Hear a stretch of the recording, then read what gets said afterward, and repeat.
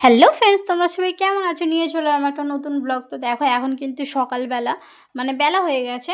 তো মা বললো যে কিছু বেগুন কুটে দাও, তো মাছ দিয়ে করবো। আমি ঠিক আছে, বেগুন আর পেঁয়াজ আমি কুটছিলাম। আর এখানে কিন্তু একটা কাকিমা পাড়ারই আর কি আমাদের চালতা কিনতে এসেছিলো। আমাদের যেহেতু চালতা গাছ আছে তোমরা জানো, আমি চালতা গাছটা আগে তোমাদের দেখিয়েছি। তো সেই চালতা কিনতে এসেছিলো আর কি। আর এমনিতেও কদিন পরে কিন্তু রান্না পুজো। তো ঘরদোর এইদিকে কিন্তু মাটির ঘরগুলো ন্যাতা দেওয়া হয়ে গেছে, কিন্তু আর এইদিকের পরিষ্কার করতে হবে, এই যে ভালো ঘর মানে যেটা দেয়ালের ঘর আর কি। তো চলো, ওই যে কলা গাছটা আগের দিন দেখালাম ভেঙে পড়ে গেছে কাঁদি সমেত। এটাকে কিন্তু রান্না পুজো অবধি মানে কলারটা বাঁচিয়ে রাখতে হবে, কেন কি রান্না পুজোয় তো কলা লাগবে তার জন্য। তো কলার কাঁদিটা কিন্তু এরকম মাটিতে ঠেকেছিল। এরকম মাটিতে ঠেকে থাকলে তো নষ্ট হয়ে যাবে। এখনও 15 দিন মতন বাকি আছে রান্না পুজো। তো সেই মতন কিন্তু দেখো এটা পড়েছিল, আমি হেঁসো দিয়ে প্রথমে এই পাতাগুলো ভালো করে ছাঁটাই করে পরিষ্কার করে দিলাম। দেখো আমরা কিন্তু গ্রামের বউ, আমরা সব রকম কাজ পারি।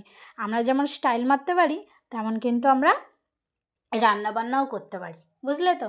তারপর দেখো এই কলার গাছটা কিন্তু যেহেতু অনেকটাই ভারী ছিল, কলার কাঁদিটা সমানে কিন্তু সে মাটিতে ঠেকেই যাচ্ছিল। যতবার ঠেকনা দিয়ে দিচ্ছিলুম বাঁশ দিয়ে হচ্ছিল না। তারপর ভাবছিলুম যে কী করে কী করব। তারপরে মাকে ডাকলাম, আনছি এইটা ধরো, কলার কাঁদিটা ধরতে হতো একজনকে আর কি। কলার কাঁদিটা ধরো, তো এই বাঁশে তুলে এটাকে বেঁধে দিই। তো কিছুতেই যেই দেখো বারবার কিন্তু এটা ঝুলেই যাচ্ছিলো, যতবার তুলে দিচ্ছে ততবার কিন্তু সে মাটিতেই ঠেকে যাচ্ছে। মাটিতে ঠেকে থাকলে কিন্তু ওটা নষ্ট হয়ে যাবে, পিঁপড়ে ফিপড়া ধরে কলার কাঁদিটা নষ্ট হয়ে যাবে। তো তারপর কিন্তু আমি মাকে ডাকলাম, মাকে বললাম যে এটা ধরো, বাঁশের এই দিক দিয়ে ঘুরিয়ে দিয়ে যদি বেঁধে তারপর হয়। তো সেই মতন কিন্তু মা আমাকে ধরে দিল। তারপর আমি বাঁধলাম, তারপর দেখছি হ্যাঁ এবার ঠিক হয়েছে, এখন আর ঠেকছে না। তারপরে এই যে এইটা দিয়ে চলো এখন বেঁধে দিই।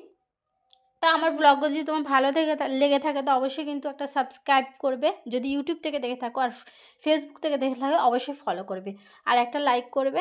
তো দেখো এটা কিন্তু বস্তা দিয়ে রাস্তার দিকে ও যেহেতু লোক আসতে যায় দেখতে পাবে কলার কাঁদিটা, তাই জন্য ওই দিক দিয়ে জড়িয়ে দিয়েছি, আর এই দিকটা খোলা রেখেছি, হাওয়া পাবে। এখন কিন্তু বিকেলবেলা এই যে আলু ভাজা বসিয়ে দিয়েছি, আর এদিকে আটা মেখে নিয়েছি, রুটি করব।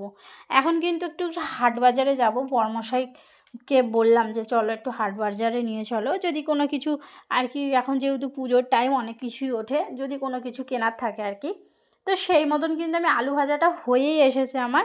এখন কিন্তু আমি চাটুটা বসিয়ে দিয়েছি, রুটিগুলো বেলবো, এই রুটি কটা করলেই হয়ে যাবে। তো দেখো এখন চলো রুটি বেলে নিয়ে, আজকে কিন্তু খুব বেশি রুটি হবে না, মা বলেছে ভাত